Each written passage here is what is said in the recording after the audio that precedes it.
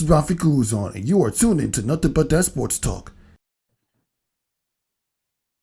Yeah, how many times have we said that Diana Taurasi is the GOAT? I said, welcome to this episode of Nothing But That Sports Talk. Rafique Louison alongside Ryan Walker. And before we get to everything else that on the docket, we had to talk about history being made as Diana Taurasi surpassed 10,000 career points. And she did it on 42 points, not 50, 42 points. Thoughts? Well, that was good. That was good. She put up a little Times Square. I was wondering why they was talking about her earlier when I was coming by. She got it to the work not too long ago. But we know Taurasi's had a phenomenal career and a phenomenal player. And all the flowers to her. But she's just nothing but the work and the pain she's put in throughout her whole entire career. Multiple time Olympian, multiple time champion. Did she win the league MVP? Probably did, right? Many accolades, 10,000 points now. Exactly. So that was just a phenomenal for her, and just more accolades and goals. As I think she's shutting it down after the season, right? Is she done? Is this the farewell tour? She's not done. Or at least she didn't say that she's done. But what I can tell you is the fact that Diana Taurasi pulled up that phenomenal performance against Atlanta, that's nearly in the middle of the pack in the WNBA standards. Not too long ago, they had a 7-game winning streak. They kind of been 2 up and 4 down up until that point. It's just amazing for DT. Even more incredible than when she broke the WNBA all-time scoring list back like literally in the mid-2010s against Los Angeles Sparks on the road. Yeah, Taurasi always entertains and puts on. The biggest thing about her always through her career, she just always played with so much flair and pizzazz. Not only was she good and like borderline cocky, but she just always played with that flair and that pizzazz. I don't know if you ever remember, I hope I'm saying her name right, Sacramento Monarchs days. Remember Tisha Penichero? I think I've seen the Sacramento Monarchs play in real life before back in the 2000s. A lot of people, I was sharing this with a lot of people, but I got an idea. I've seen highlights of Diana Taurasi. She dropped about like 22 points in 2004 against the Sacramento Monarchs. Like, man, it's almost like she's primed for success. No, 100%. Tisha Penichero was such a flashy, shifty guard. She played on the Sacramento Monarchs early years of the WNBA starting.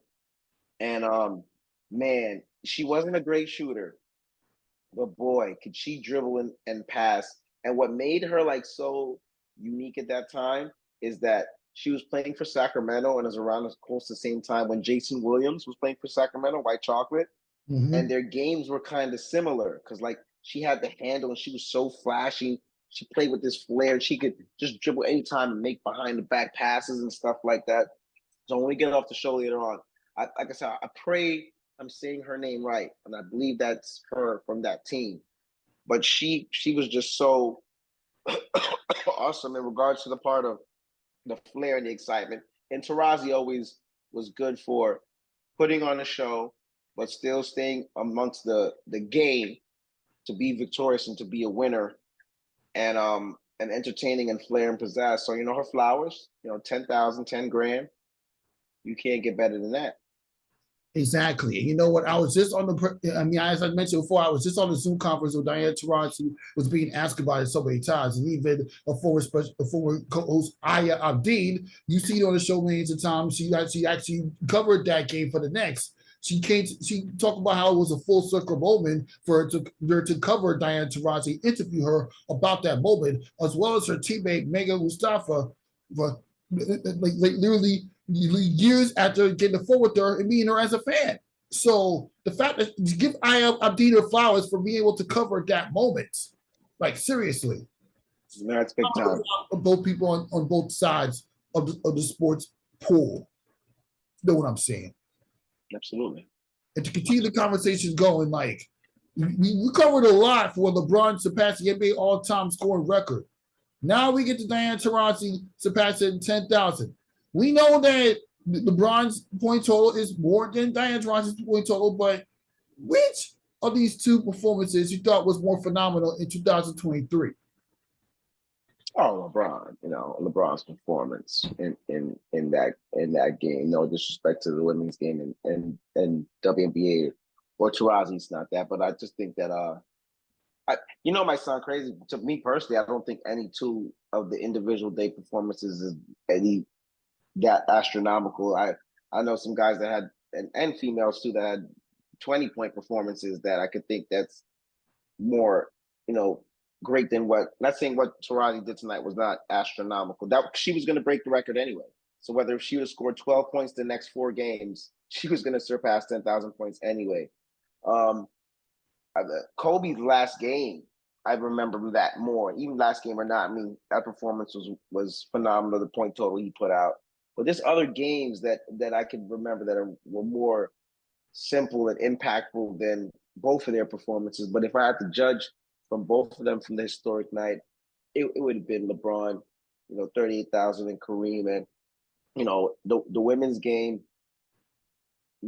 don't have full seasons like the men's game was and has evolved now over the years. And it's not like it's a game that has been around the WNBA for 50, 60 years, and especially without full seasons. So who knows if they would have had full seasons? Who knows if Taurasi, if you can score 10,000 points in the time that she did, even though she's had a long career, but with the short seasons, like look, the seasons now are more games and more expanded.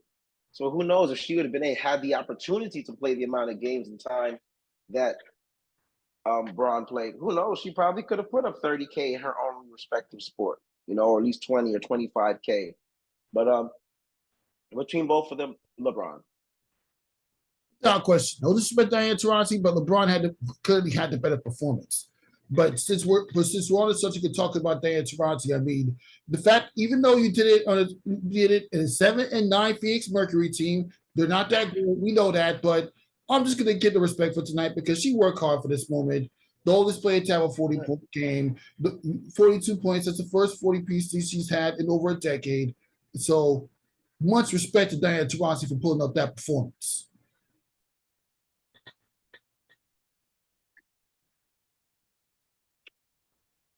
So yeah, I guess while not already have much to say, we can transition on to New York versus New York this week as Dyckman and Gersh Park move on to the Final Four. Dyckman managed to pull off a win, and then Gersh Park managed to pull off a win. So what are your overall thoughts when you were down there at Dyckman earlier this week? It was good. 1 and 2 seeds of Lincon Park and Watson had their byes. So the introduction part of the Final Four, which the real Final Four is on Tuesday coming up. But it was good games. What part of the Gersh, which we all expected, was victorious. Good squad, of course, with the kid Chris Jeffrey, Tristan Davis, aka Man, Colin Spratley, Howland Rollins, who was really, really solid that day. Kevin from South Shore, Kevin Kearney. They have a good core of guys, some good kids on that team, well coached. Gary Irvin, Smoke from South Shore, just a good core of guys all the way down the bench. There's another really good coach on that staff that I'm forgetting. His name will come to me in a second. So Gersh is primed again to make a run. They were victorious in Dyckman Park by they were clearly the better team from start to end. And I think they ended up, expanding that score a little bit. So they were victorious and they did well and represented in their park. The Gersh guys was definitely there and representing. And Dyckman was good enough and fortunate enough to at least win in their home park and at least keep the home crowd, happy and energized. So it was a good performance. Of course, Aaron Goldstein, no Mel. I think Mel's probably at that hoop camp thing going out of state. But Jaden Zinnerman was there, who was a phenomenal player. He went to Eagle Academy in the Bronx, which Eagle Academy won the Bronx for their respective part of PSALs. They fell a little short in trying to get to the city titles. but they had a good year with Zimmerman. And I believe Eagle Academy Bronx is now coached by coach, oh Lord, he used to coach at Millbank, and he actually helped NY Classic Dyckman win their first chip. So they got a good staff down there. Zimmerman is a good player, helped us go through. Like I said, I'm always in support of Dyckman, of my old neighborhood. I would like to see them go through and win the whole thing. I don't think they will. I don't think they are as good as Lincon Park or Gersh, but only time will tell. And I believe, if I'm not mistaken, that on Tuesday that'll be Lincon Park playing Dyckman in the Final Four. Gersh should be playing Watson. I pray I'm getting that right. You know what I mean? But this is Nike too. Sometimes you could think the seedings, and they put the matchup that they want to put. So I would never be surprised if they put Brooklyn and Lincon Park. I wouldn't be surprised if they put that championship game for the Final Four for the heck of it, and put Watson and Dyckman to play against again. But they played each other 2 weeks ago in Gersh, so I don't know how they're gonna do that one. And that would be both in the same matchups, correct? Because Lincon Park just beat Gersh in Gersh, so they might do that too. They might go that way and say, let's have them go at it again in the park, being that Lincon Park and Gersh played in the championship last year at Rucker. Gersh was victorious. Lincon Park played Gersh the other day in Gersh on banner night. Gersh lost to Lincon Park in a tough one, so they might let that one go again. But nevertheless, Dyckman won, and because I think that's probably as far as they go, unless Zimmerman's going to put that team on his back, and it's been a good NY Classic. Lincon Park Tuesday, Rucker Park Sunday for the championship, and we'll see. It would be good. I just, like I said, did the interview 2 days ago with Nigel James. Was a good kid. His family, his father, his whole family was there. Great thing we did at the in Farmingdale at the main event restaurant, sports bar and restaurant, and of course he made his choice to be attending Lou High in the upcoming fall. So Lou High's. Wait, where's that college at? No, Lou High's in high school. This is a high school decision. Lou High's in Long Island. Lou High is, over the last 10 years, for New York State in general, has been the powerhouse basketball program in New York State. I mean, you're talking about so this for a middle school graduate going transition to high school. Correct. He was at a smaller high school, but he's young, he's like 15 years old. I forgot what high school he just came from, and he made a bigger decision to go to another top school because he's top 100 in the 2025 class already right now. So now his next big decision was, of course, go to Long Island Lutheran. That's what you probably hear people refer to it more. Long Island Lutheran is located in the not that town in Long Island, but the upper part of Long Island, and it's a powerhouse this is a college ready type program already for high school, football, basketball, everything. They won the whole thing last year. The year before that, they lost to South Shore. South Shore had won the whole thing, but they were going at it back and forth. But they won the year before that, and they won the year before that in regards to New York. So they usually go to the Nationals for Geico and all that. And this year they're loaded. They got Keon Anthony, of course, Carmelo Anthony's son, Jaden Ross. Keon Anthony, Keon Anthony plays Long Island, or doesn't he play on? Doesn't he play on? No. What's the name of that school? Christ the Kings? No, he does not play for Christ the King anymore. You missed a lot with high school basketball. He transferred out in February. He's going to Long Island. Oh, okay. Right, and he's now at Long Island Lutheran. He was there the rest of the year. He just couldn't play because of the transfer time that he came through coming from Christ the King. So yes, he started at Christ the King. He's no longer there. He is now at Long Island Lutheran. So it's Keon Anthony, Nigel James, Jaden Ross, VJ Edgecombe, who's another top player in the country, and they got 2 7-footers. I mean, one who played on Watson. I want to talk about God's gift, and so I don't know who's gonna beat that team. With the strength of the schedule they have once it comes to New York, but so that was a big decision. And Nigel James plays for Lincon Park, and Lincon Park is really good. So I still pick Gersh to win it, I guess, to be consensus. But let me tell you something. Lincoln Park can win the NY Classic this year. They have a really good chance of the top seed. And now they have the home game in the Final Four. They have the front court. They have a winner with Nigel James, a big-time player. They have Preston Edmond, the other kid from Long Island, who's absolutely impressive in that backcourt. Lincoln Park, man, just watch out. I'm telling you. Yeah. And shout out to the NBA guy for broadcasting the game. So glad it's a good caveat. So this way, well, I could just watch it from home, like the typical NBA broadcast, watching the future Correct. of basketball play. Absolutely. And you know what? All these things you just mentioned, these kids are going to be the future of the NBA. It's not 100%. that hard to it's not that hard to acknowledge. But I will say, after the way Gersh Park played against Lincoln, I hope even they put up a better fight and close the games out than they did the last time. I just hope. And obviously, you have home turf in 3 of the 5 parks that has a New York versus New York team. I mean, you're familiar with Lincoln Park. You was originally born not too far away from Gersh. You grew up in Dyckman. You know those areas very well. And I've only had like one stint down there. And yeah, I can only envision how the atmosphere is going to be when New York versus New York goes to that court for the playoffs.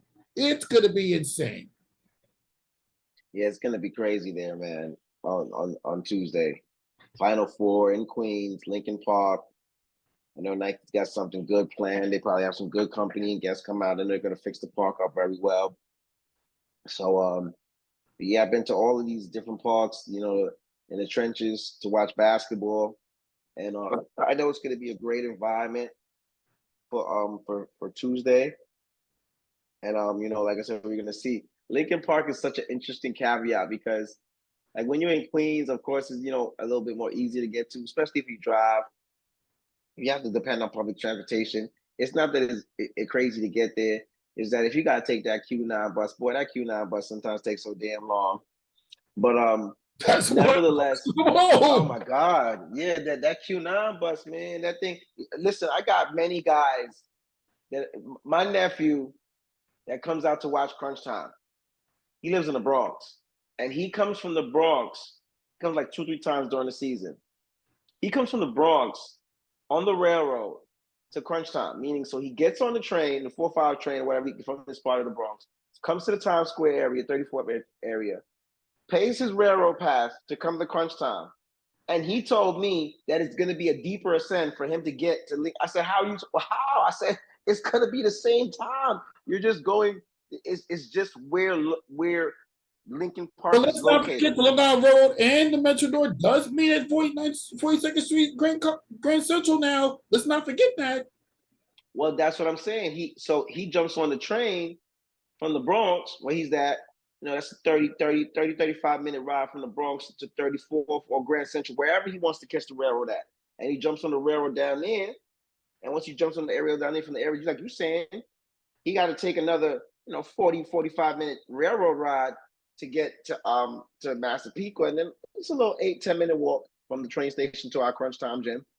So I'm telling him, like, bro, the reason why you're saying that seems more easier is because when you get off the train, you're on a comfortable Long Island Railroad with great comfortable seats, air conditioning, you can charge your phone, and it's a quick, smooth ride to get there. But you're actually traveling past way more body of ground to come to Massapequa than you are to Lincoln Park. What it is that Lincoln Park is located in South Ozone, Queens, and it's right near basically off the Van Wyck Highway. So it's in a busy caveat. So the bus that goes over there, which is like the only 1 or 2 buses, they come from certain areas, and then the buses are super crowded. On top of that, it runs, but not. That's like one of those buses that when they say it runs every 20 minutes, it runs every 20 minutes. Okay, and if you miss it, it's one of those like that. I gotta wait another 20 minutes here for the next one.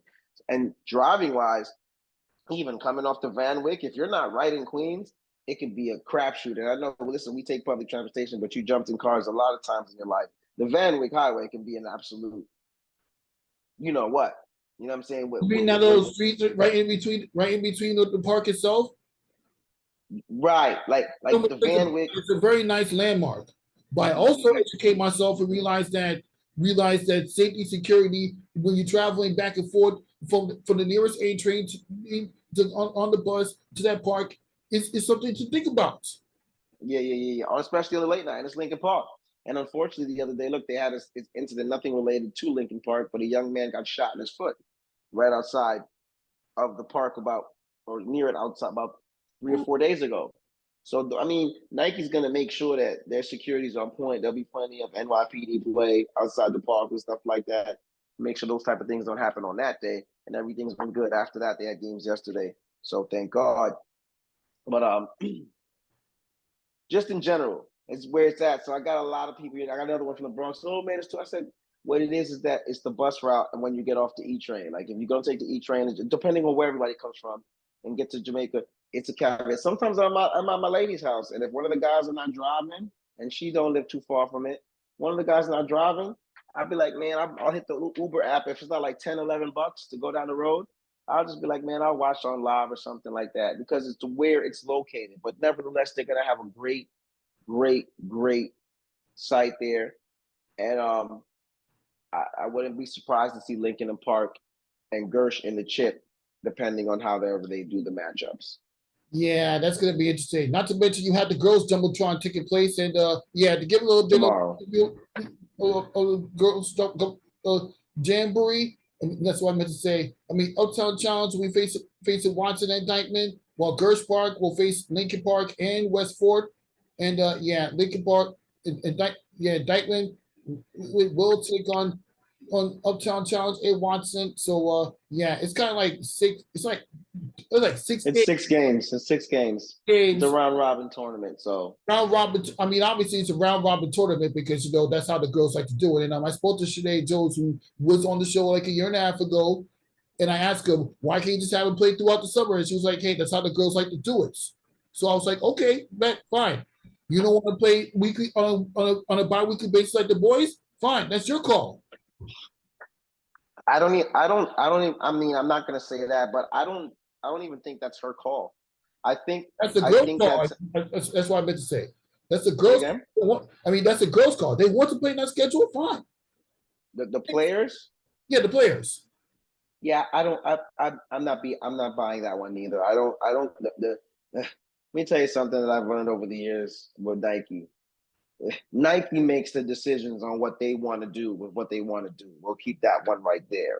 But the players to me don't have no impact with that. I think what it is all right. And we're going to different element. When the NY Classic first started, they used to have games like on Thursdays and like Saturdays, sometimes like good premium days like Wednesdays. Over the last 2 years, what they've done now, which was more intelligent, they put NY Classic games on Tuesday. You know why they put NY Classic games on Tuesdays? Mm-hmm. They put it on Tuesday. Yeah, with the essential of the season on Monday because that's when we had the flip flop between that and Nike Pro City because DJ Authorized does that does the games. Now there's a reason for that, and I'm gonna explain why it was on Monday too, rather than Tuesday. The reason why NY Classic has now put the games for Tuesday for the NY Classic is because during the summertime, not only are kids playing their summer ball in their respective city and states, and we know how much New York City and state plays a lot of summer basketball, right? Mm-hmm. But the live periods, meaning AAU sessions, are always on the weekends. So by the time Thursday night comes, that's the last time that you can catch your metropolitan kids, plus the outside kids. Remember, NY Classic brings kids from Connecticut, Boston, Philly, everywhere to play as well too. So you can't get them Thursday, Friday, Saturday, Sunday. They play in AAU. They come back Sunday, Monday. So they put them on Tuesday because that's a guaranteed day that you can get all your metropolitan kids to play on top of your out-of-town guests. So it's not on Tuesday because they just like to put it on Tuesday. It's on Tuesday to get the whole collection of players there, which was a decision that Nike made, which was smart. The NY Classic, when they started doing with the ladies, when that did start, they would have times where, like you said, site by site, and it'd be like this, and that.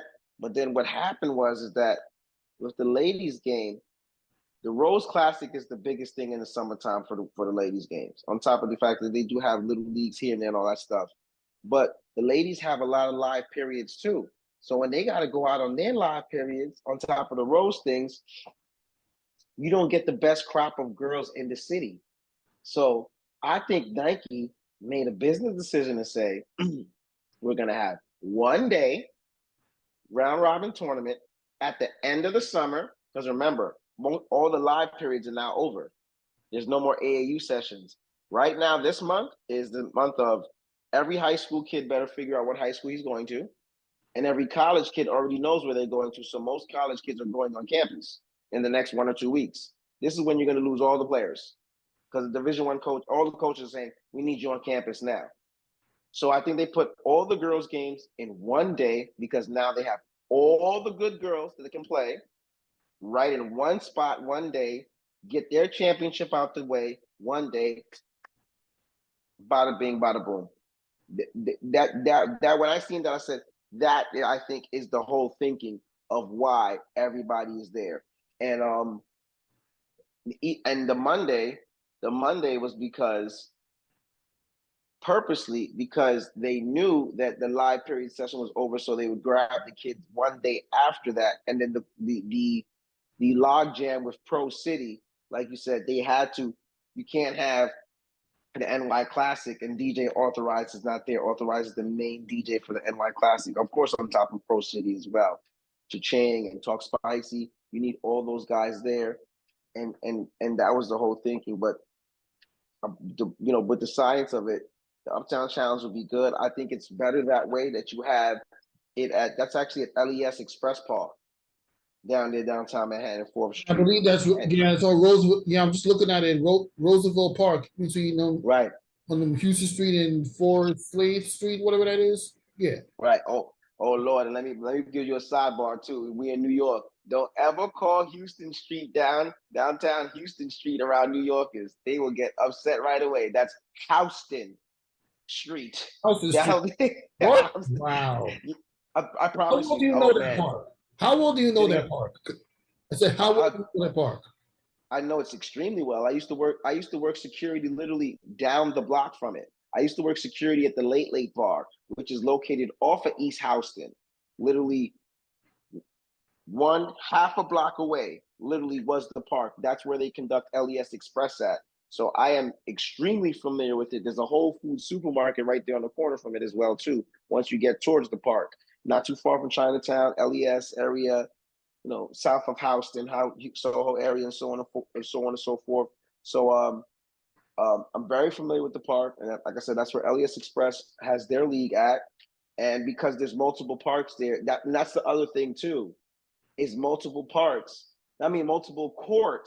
so they can get all the games in one day for everything for the whole classic. Yeah, you got an interesting point. I mean, so that's pretty. So just like at Gersh Park, you have like two, like multiple courts in one park. That's nice.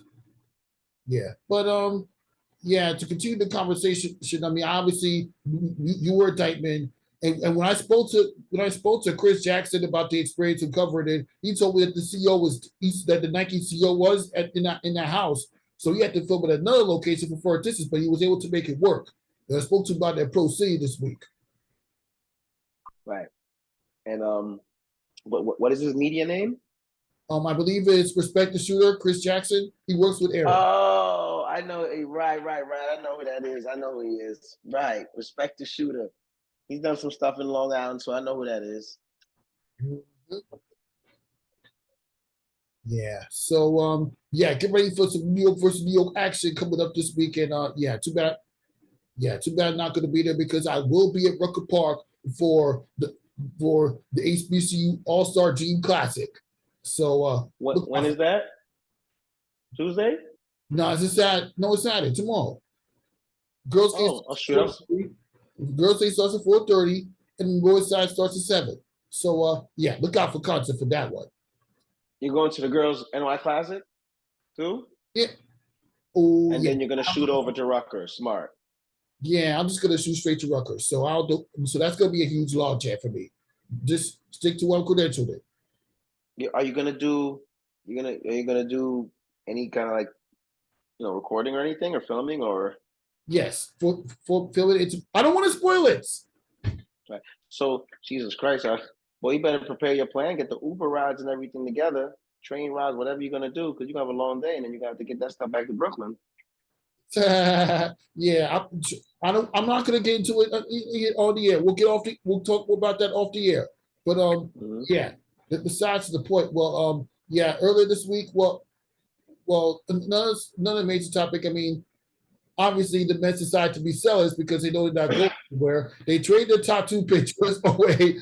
Max Scherzer's going to the Texas Rangers to play with Jacob DeGrom when he comes back from injury, and Justin Verlander back with the Houston Astros. So, thoughts?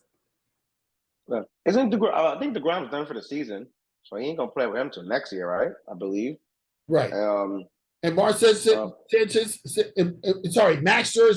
Excuse me, let me correct myself. Max Scherzer got traded to the Texas Rangers, and I already talked about Justin Verlander going back to the Houston Astros. So, overall thoughts on that? Do you think the Mets are right to be sellers because they're not going anywhere with 7.5 games out of the wild card? Well, first things first. Both New York teams suck. Let's get that on the air right now. Both New York teams. The Yankees are knocking on the door for the wild card 2.5 games out after defeat the Houston Astros in a regular season game. Yes, that's nice. They're not a good team. They're still not good. This is from the Yankee fan itself. So I'm not like they're competitive, but they're not good. So then that's neither here nor there with me. But the Mets are worse than us. But both teams are not. Both teams are nothing to brag for at a party, to say the least. And I think that was the most intelligent move for the Mets. I've said this over and over again when I try to tell guys stuff about sports, about economics and everything. There is no perfect antidote to figuring out how to win. There are many different ways in sports on how to get to the pinnacle. You can be overspenders, you can be underspenders, you can develop well. There's no direct Chinks, one of the Chinks, his name used to be Chinks Drugs, but Chinks, a rapper from Far Rockaway who got killed about maybe 5 or 6 years ago to the date. Wow, time is flying.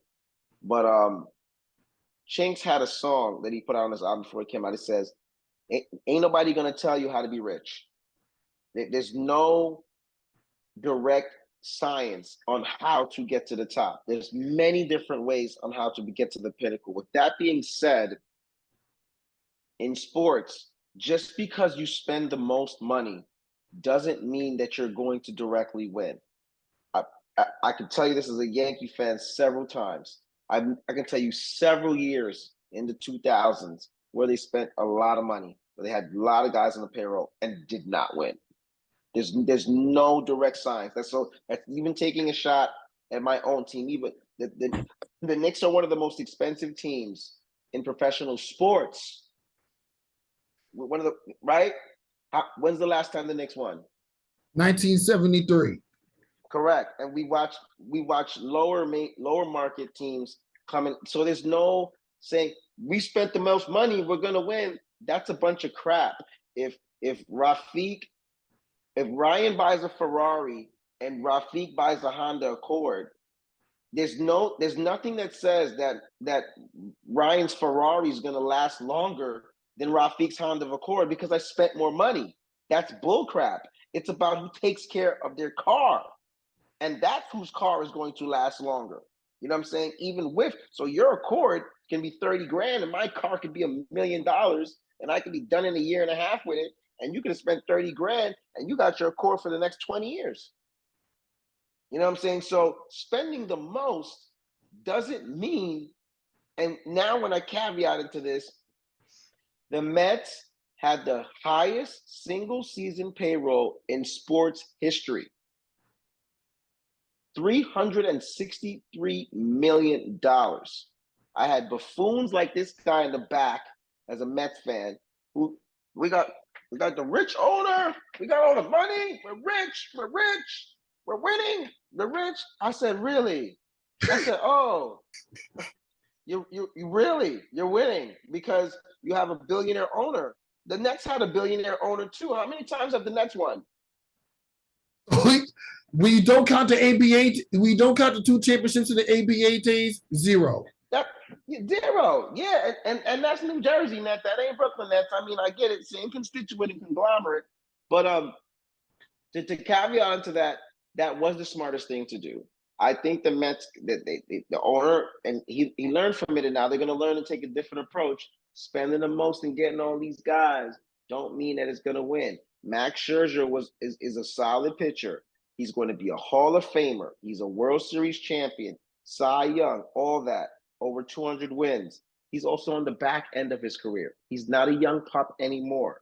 So you're going to get great days, you're going to get bad days. Same thing with Justin Verlander. Verlander has put a lot of years on that arm. He's still a quality top pitcher. He's going to be a Hall of Famer. Okay? I said this. That's why the Mets picked him up, because they knew that because they kind of thought that picking up these type of pitchers was going to help them build off of their 101 win season. Right.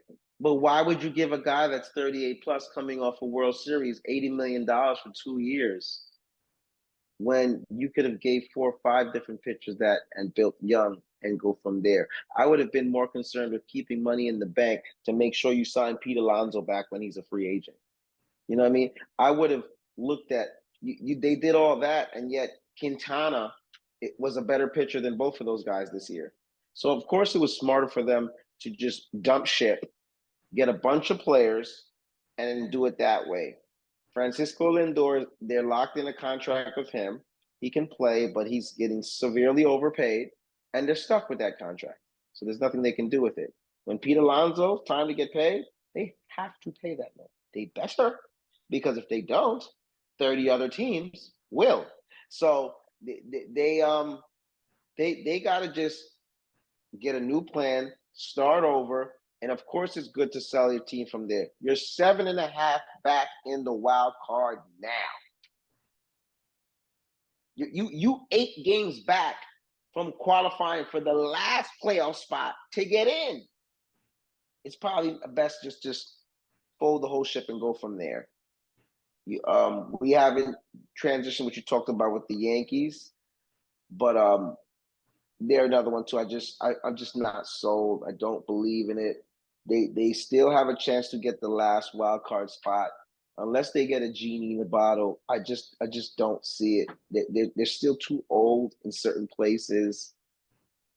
They haven't got enough consistent starting pitching. Garrett Cole has been phenomenal. Nestor Cortez was solid for us, but Nestor Cortez is just coming back from injury. Carlos Rondon we got basically nothing from the beginning of the year because the typical thing, he was hurt. He come back the last 4 starts. He was pretty egregious the last 3. He's pitched better the last 2 games. Luis Servino has been an absolute shell of himself. He can't even throw a beach ball for a strike. So we're concerned about that. Domingo Germán, the guy that got you the perfect game against a bad Oakland Athletics team, is giving up 4. excuse me, giving up 4 runs per game. I mean, is he a class act? Is he a class? Please cut him. Cut him. If they don't cut him at the end of the year, I am upset. You caught a domestic dispute for beating on your wife at a player's wedding, at the player's wedding, and you got suspended for that. Then you got the steroid situation, right? Something with a supplement, whatever. Then earlier this year, right? Again with some situation with and then now again the other day, right? Just what did they just say about him? He's got to go. He's got to go. And the perfect game, he had the greatest day that day. And here goes the thing about him pitching wise. He only has 2 pitches. He's not a great fastball pitcher. He can throw the fastball, but it depends on that slider. And when that slider is not locating and not hitting, it goes out the park. It goes out the park fast. So I'm through with Domingo Germán. Luis Servino needs to find himself eventually because the Yankees invested a lot of money into him. Same thing with DJ LeMayo. They paid him pretty handsomely, and LeMayo has been a shell of himself ever since.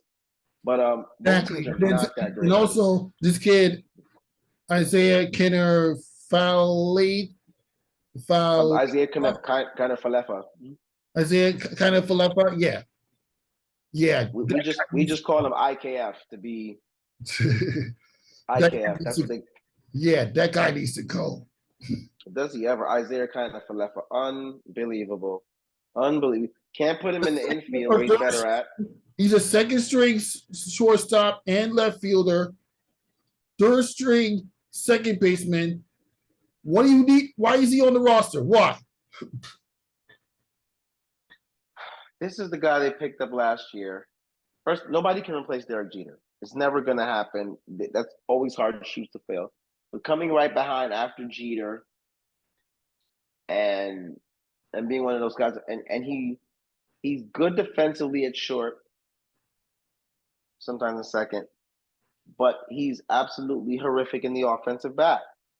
And he does things here and there. He makes a little contact and run, but that was the biggest issue. So now they had to get him out of those positions because everybody in the infield is better than him, so he can't start in the infield. So now he's platooned in the outfield, back and forth. He can play every position, but he's not great at every position. So I mean, I can't even tell you the amount of miscues he's made in the outfield this year.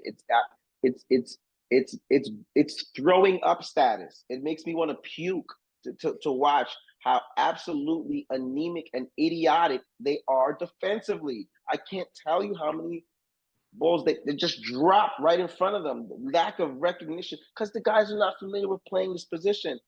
Get them out of here. Figure it out. It's sickening. I don't even turn the games on no more to watch them. I just check the scores and look at the highlights. I got to they beat Tampa at the back end. Oh, they just beat you. Who cares? They need to play way better baseball for me to believe. And that roster cannot win it. So I'm not gonna. If they win, I promise you, it'd be absolute luck. If we have this conversation in what you call it in a few months, and they doing well,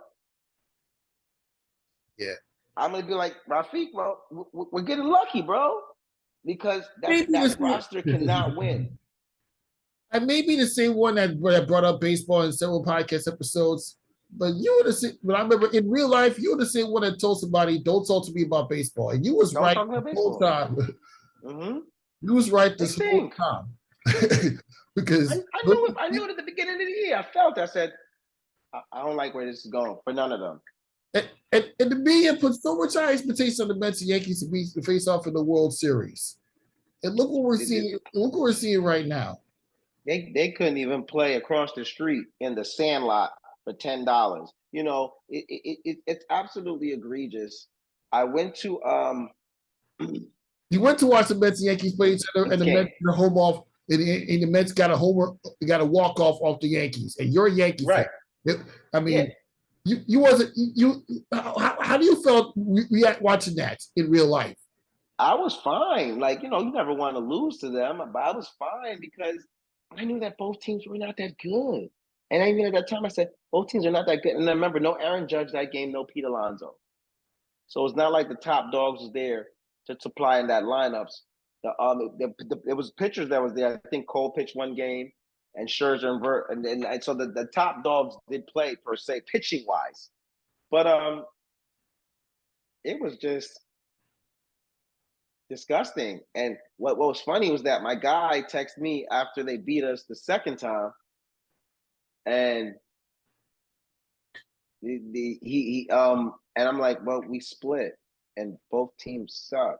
So why are you calling me talking about we both stink and we split? What are we talking about? Baseball. I mean, come on. Yeah. Let's and then this one happened. Both teams when they pounded up. The next thing, I know. I said they stink. They both stink, and we split. And I was at Nike Post in both of those nights when the Yankees were playing. As opposed to saying through that egregious, watching both bad New York teams beat up on each other, when I could watch great New York street ball teams beat up on each other at Nike Pro City, like I saw earlier this week. and the playoffs just tipped off with BK Stompers and Hoopsville moving on to the next round. With R2K and I Can't Feel My Face having the top 2 seeds, they wait for those teams. Now it's just a matter of who's going to be facing who. But yeah, if you see the highlights, you probably saw AJ English, aka the Purge, drop the 21, and then Shane Gatling dropped the 24. And then for Hoopsville and BK Stompers, this guy named Cav Gonzalez had 21 points and 6 assists. And this guy named Cav Gonzalez, yeah. Is Saku Sila had 20 points for BK Stompers as they beat the brakes up to the opponents in the first game. And the earlier this week, I Can't Feel My Face. Literally couldn't feel their face after their win. So yeah, overall thought like it was a lot of competitiveness. I mean, all the games were one-sided, but the last game between Shaw Bell and Hoopsville, that was competitive. I mean, Shaw Bell clearly had the upper hand. Lane Stevenson was knocking down shots, but Hoopsville literally turned the tide thanks to the Purge, AJ English. Although it kind of ended in unfair notes. Like when I was there, I was kind of disgusted. I mean, I don't have a problem with the games ending early, but I had a problem with the fact that they had to end it with AJ English about to hit the free throw land when they were up by 6 points with 54 seconds left on the clock. There was some strange reason they decided to end it just like that. What was that? You got to tell me why did they end it? I really don't know why they did that. I mean, I spoke to Erin about that. She was like, "Yeah, I don't know." We all so confused. I mean, there was kind of technical fouls happening, but it's just a lot taking place. What was the score it was 69? It was 89, 83. Hoopsville was up with about 54 seconds left, and then they decided to just end it. I'm gonna get more information about that later on, but yeah. Like, well, I don't know what that's all about, man. You ruined a crazy intense game between these two teams. It just how did Sean Bell feel about that? Ron I'm pretty sure they weren't Bell happy. Kind of upset. I mean, you had Lance Stevenson getting upset over technical fouls, but what else is new with Lance Stevenson? We see them play in the NBA. Right. So that's very interesting on why that occurred that way. If Pro City got to do something like that, something probably occurred. Who knows what choice words or things were said, but for something, Pro City is one of the most organized, structured leagues we have going in New York, and especially Pro-Am Bobs. And for something like that to happen, something had to occur. I don't even know because I wasn't there. I can't dig. I probably wouldn't left the gym until I got it. Nothing. All I said was that it was unfair that the game ended like that. I didn't even say nothing to nobody. Because my thing is this: like, I don't know why what happened, but teams pay their money to go into Pro City, and Pro City is not no $10 tournament, and that's why. And then Pro City has crazy exposure, and then the guys that are professional players of any type of magnitude prefer to play on a parquet court, of those realms, what's more better physically for their body. So I know as a coach or as a player, if they would have did that, I would have been ticked off, especially when, even if we were in the malice, because we paid our money. Listen, let us lose graciously. You know what I mean? If we pay our money. But if they had to make a decision like that, and I'll leave that there, and we'll still talk Pro City, something had to happen. Yeah, something happened. But on a positive note, the New York Knicks was representing Street Ball Week this past week. They visited Pro City. Taj Gibson was there. It was a good vibe. The fact that the New York Knicks were able to co-represent you had the Knicks dancers coming out doing this t-shirt toss. It was a good atmosphere. The fact that New York Knicks were able to get involved, and I was able to watch these t-shirts, as you can see, that I picked up. It was nice. Very amazing. Nice. Yeah, Knicks, Pro City, man. They're doing a good thing up there, and back at it on Monday for them. And it's Monday, Wednesday, and it's getting close to that time. Championship is next week, like what Wednesday is? Sorry you didn't get to come and check out the last several games, but yeah. Yeah, I think I'm gonna reserve my next visit I think I'm just going to narrow it down to the chip. Come out for the chip game. Enjoy it. Like next week. You're going to many other basketball. You're going to several other basketball tournaments. So I don't really blame Yeah, you for that. it's just so hard, Like next week is Tuesday, Lincoln Park, and on Friday I'm gonna go down to Dyckman, and I gotta go to more than the game in Queens. Wednesday they gonna have they playoffs up down there too. So it's difficult. So the next week when they have their chip, is that a Monday or a Wednesday? I believe it's a Monday. Good. All right. So Bring about that. I believe that it's going to be on a Monday. That's perfect for me then. It's, I'll make sure that day. So I spoke to Bree about that. I'll make sure that day I'll definitely be in Queens, my lady with the kids and stuff, and we do all of that stuff this way I can leave at a good time and just troop out to Brooklyn and go watch that one game. They'll probably put it on later, like around 7 o'clock, 7:30, because they're gonna have one primetime game and just make it do what it do. Yeah, they can do what it do indeed. Oh yeah, now to finish up the show, we gotta talk about the Aces of Liberty as they about to have another game. Boy, this time it'll be in the ball of Brooklyn. And I had a chance to talk to a couple of Liberty players this past week. I mean, I spoke to Becky and she knows that it's expected to be the most highly anticipated matchup ever. And then they did like a little Zoom media availability earlier today with the players where they do like the little ABC All Access to the Liberty Aces. So you know it's going to be crazy, especially since it's literally a battle between two of the top teams in the WNBA. Here is my interviews and player reaction from this week in the WNBA. Yeah, this is Rafique with nothing but that sports talk. When you look back at the first loss of the Aces, like, what do you think that you have actually worked on and developed ever since that loss, and how you look to actually get at least a couple wins this month of August since you failed about 4 times? Since what? Wait, what's the last part? I said, what are your overall thoughts? We heard the first part. What was the last part? The part about like how you think how meaningful would it have been to get like a couple wins at least during the month of August since you played about 4 times? Played about 4 times. Oh, I thought you said something else. Okay.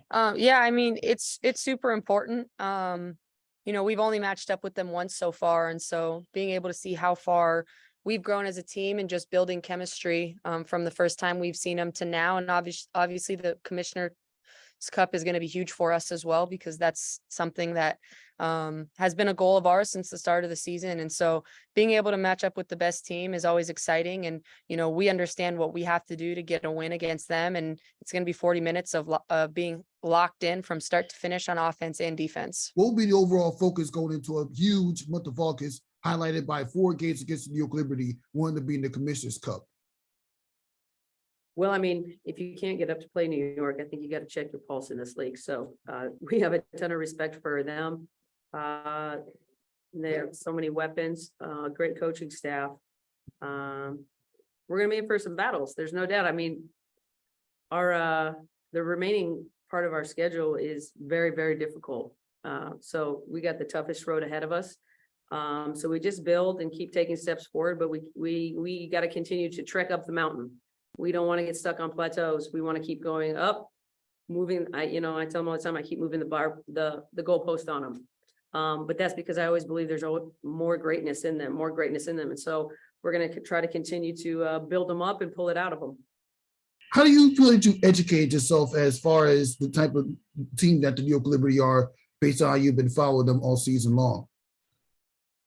Yeah, they're a great team. And I mean, they've only gotten better as the season has gone on. We watch a lot of film individually as a team. And so we just try to prepare for them. We've been trying to prepare for them. And so, we know they have a lot of great players. And so we just have to, kind of just stick to Aces basketball and taking care of the little things. I think the biggest thing for us is just trying to put together 4 quarters and play good defense throughout the game, execute the defensive schemes. And a question for Chelsea Gray. What are your overall thoughts on the way that the Aces have come together this season compared to recent seasons, which is highlighted by an undefeated home record going to the month of August? Yeah. I don't even think we really even talk about like our record and stuff. Like we're just like taking it game by game and just having fun while doing it. I think the biggest thing is like our chemistry is just so tight, and like we have a tight knit group. Nobody takes anything personal. We just all want to be better. And we got workers, like we got dogs out there like trying to work. We're always staying late, trying to get better and trying to be our best selves. And I think that's the biggest thing for this group. Okay, I understand you were a little distracted because I overheard when your fans ask you about the Jets and Browns, but it's preseason. We don't talk about preseason stuff. But what are your overall thoughts on the players' reaction from the highly anticipated Aces versus Liberty? I mean, of course, Liberty have a game against the Minnesota Lynx to worry about tonight, but what are your overall thoughts of this game? I mean, that to me right now. I mean, the NBA, pardon me, the basketball gods always script things the right way, and no disrespect to the Dallas Wings, Connecticut Sun, Washington, I'm very, still very concerned about, because anytime you have Ella Dorn in that core, you always need to be paid attention to. But like I said, no disrespect to Dallas, no disrespect to Washington, no disrespect to Connecticut, And the Atlanta, like you said, and the Atlanta Dream, who's played really good basketball, 7-game winning streak you talked about, and they played all the top teams very, very well. Got a 10 or 11-point victory against us in Barclays. So, but no disrespect to all those teams. The two best teams in the WNBA are the Liberty and the Las Vegas Aces, right? Are we all on the same page with that? Talent, record-wise, yada. The Aces are the best team. They're the champions. They're loaded. They added the right little pieces to give their a chance to win again. Even though Kansas Park was out definitely with an injury, but indefinitely. And here goes the thing. That's not. They won last year without Candace Parker. She wasn't there, so her being out indefinitely is not hurting the team. She's a plus when she's there, veteran savvy and everything, can still play. But you know why she's out indefinitely? Because they're gonna rest her all the way to probably the playoffs, because they don't need her to play now. You know what I'm saying? So get her back healthy completely to add to that team. So I mean, they've done all the right things. They're super great, and Asia and their point guard, some of their quality players are in the prime of their career. So this is the perfect matchup for the two best teams in the WNBA. And I think this is more important for the Liberty to play very well, but not even play very well, to win, so that they can. I know they know in the locker room they have what it takes to beat this team, even though this team is really good. But you hear what Coach and them said. So they have to play 40 minutes of basketball. This is how good this team really is. And if they can find a way to get a victory against this team, I think it will be great for their confidence, for their morale, and they won't have to, it's a difference when you got to look in the mirror and tell somebody, yeah, we could beat that team. But it's a difference when you wake up and you just know, man, we could beat that team. And I think right now the Liberty players, as good as they are, looking in the mirror and like, we know the Aces are good. We could beat that team. But if they do it and get a victory, now mentally, now you have something to say. Hey, listen, yeah, they kicked our butt in Vegas, but we got a victory against them later on in the season in the Commissioner's Cup. And who wouldn't want to listen? No consolation prize if you don't win the title. It'd be nice if you have a Commissioner's Cup in the mantle on Atlantic Avenue at the Barclays. So this is a big matchup for them. I think if the Aces win, the Aces will extra solidify in their locker room that they're the best team in the league, and they'll think, of course, they'll be able to repeat. So if anything, they want to make sure they can stomp on the Liberty and keep their foot on their throats. But they might get a little complacent too, and the Liberty might be more hungrier to get this win, home crowd. And like I said, if they want to, we expect them to be in the finals. But if they want to now prove to our base that maybe this could be the year they win rather than possibly next year, it's about that Commissioner's Cup and who comes out victorious. That's exactly a very good point. Although I am concerned about the New York Liberty. We know the Aces can beat anybody, even especially when they're injury prone. But I am concerned about the Liberty because they did lose to the Minnesota Lynx last week in the Dallas Wings. I mean, they've lost only 6 games, but the 2 losses they had are at home. They play better on the road. Outside the loss to the Aces and a fully healthy Washington Mystics, the Liberty played better on the road. We understand that. But if they can't protect home court in the first 2 rounds, I'm a little concerned. Yeah. How many home wins? How many home losses do they have? 4? Let's see. They lost to Chicago. They lost to Chicago. They lost to Atlanta. They lost to Dallas. They lost to Minnesota. So that's 4 home losses. 4. 2 losses on the road, man. They've been playing beastie, and they went on a West Coast swing. They went in like that on the road. Wow. Well, being road warriors is good. You're right, though. They have to get in postseason. They would have to lock in to say you got to protect your home court, especially since on the road they seem to be such a solid basketball team. Mm-hmm. So if they can solidify that home court, like you're saying, we don't got nothing to talk about in the Eastern Conference. You know what I mean? Because clearly they most likely, even with the tough stretch, might be the number 1 seed. So if they can not get better at home, because losing 4 games at home is not horrific, but just get more consistent. When postseason comes, you have to lock in and definitely protect home court, because sometimes it's hard to win road games, even though they've been road warriors to the point. And that's a really great stat too, because their first road loss was the first game of the season against the Mystics. They were healthy. Yeah, they redeemed themselves from that loss. They had to come back from 28-17 down to beat them at home. Right.